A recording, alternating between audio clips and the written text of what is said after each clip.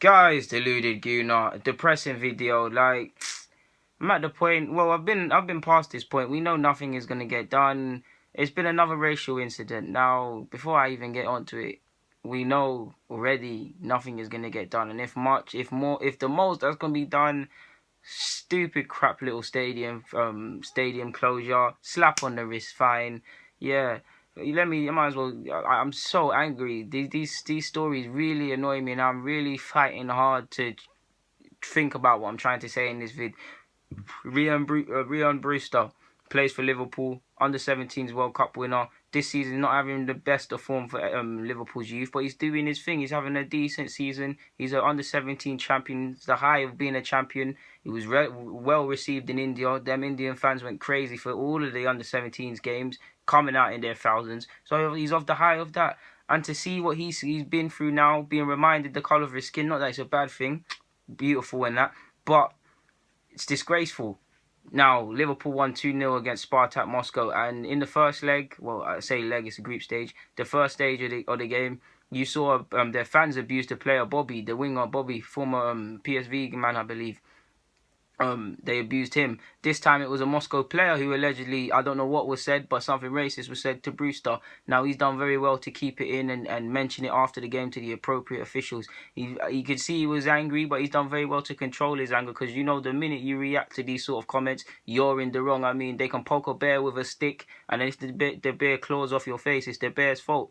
And it's very good he didn't react, because we all know people could say the M-word to my face, and if I react, there's a problem. And if I get angry, we both know, like I'm just trying to say with Brewster, he's avoided the angry black stereotype that's always painted. I mean, if we're not described as all Kantes and Vieiras, we're described as that. Like, it's annoying. How is the Russia hosting next World Cup? I'm scared. I hope to be wrong. I hope we look at these videos like this and incidents like this, like, oh, they were isolated incidences or whatever.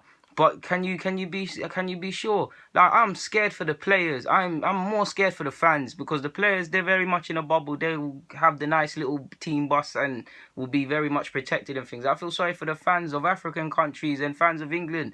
They're not going to be protected like that. They're going to be walking along the streets of Moscow and all these random streets. They might just get clapped up for their colour of their skin. I'm really concerned, man, how the pinnacle of football, of world football, the pinnacle of multiculturalism and things like that is hosted in Russia, which doesn't have the isn't setting the best example. I mean, it's ridiculous. We're gonna have East African, North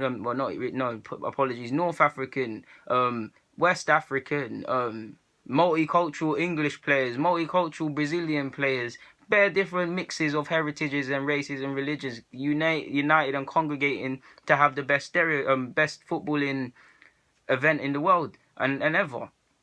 Now, we know in Russia there's a lot of feeding into stereotypes of monkey chants and things like that. It's disgraceful. The second incident in 6 games. They've played 6 group games, and this is the second incident. That means there's only been 4 which we don't know about. It's ridiculous. It's important to remember Liverpool, at the end of the day, they won 2-0 and they did their thing. But it really does annoy me, man. I mean, first time I was shocked by this is when Thierry Henry once spoke about his experiences, where he said spitting, people throwing stuff at corner flags, people getting under the colour of your skin. It is a real eye-opener, man. I mean, yeah, man, whether you're League 2, Premier League, it's just the colour of your skin.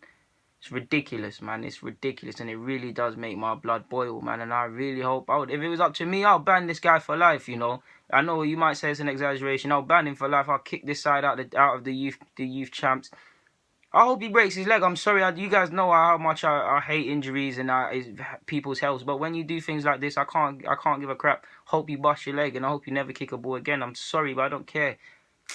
Brewster, keep your head up, man. Black is beautiful. Keep your head up, man. Keep your head up. One love to all the people fighting racism that can see this as just an isolated incident and all of this nonsense. But this keeps happening. In fact, it's not an isolated incident, because how many of these things need to keep happening before something's done? Slap on the wrist, it doesn't matter.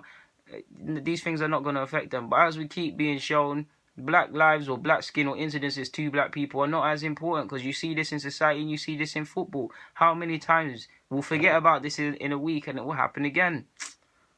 really depressing video, man. And I apologize, guys, man. DG, I'm signing out. Thank you very much for watching, man. It means the world.